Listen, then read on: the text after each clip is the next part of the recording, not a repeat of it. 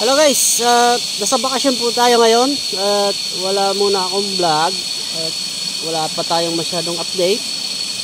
Kailangan po natin mag-relax sa ngayon at nandito po ako ngayon sa Sibuyan Island, Romblon, na kung saan ay nandito tayo ngayon sa isang resort na ang tawag po dito ay Agbalit Forest Resort. Dito po ako lumaki at ito yung aking tambayan, yung aming tambayan nung bata pa ako. Ito yung pinakaliguan namin talaga na napakaganda. Ayan po, may entrance po dito, mura lang, 10 pesos per head. Tapos may mga cottage po dyan, 200 pesos naman po ang cottage dyan.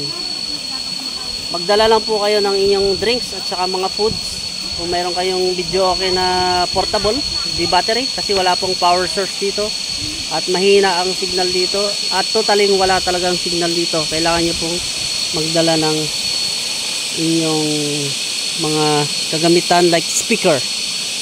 At tingnan nyo naman po, napakalinaw ng tubig. Kitang kita yung aking paa, kitang kita yung mga bato. Pwede kayong uminom ng tubig dyan. Pwede kayong kumuha ng panghilod sa inyong likod ng bato. Ayan. Naglalaki ang mga bato. At napaka-safe po sa lugar na to. Napaka-safe, napakabait ng mga tao dito. May mga dumadayo po dito, mga tourist, foreigner. Ayan. Ayun. So yun lamang po ang ating update sa ngayon.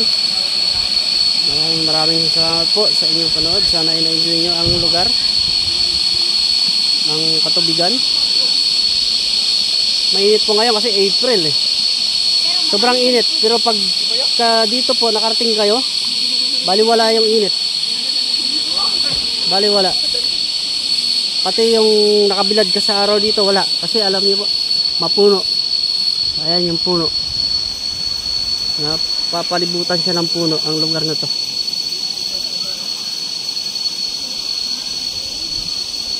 Yun po, ang liguan doon ay malawak. Meron din ditong maliit, pero may sakto lang, lalim lang yan.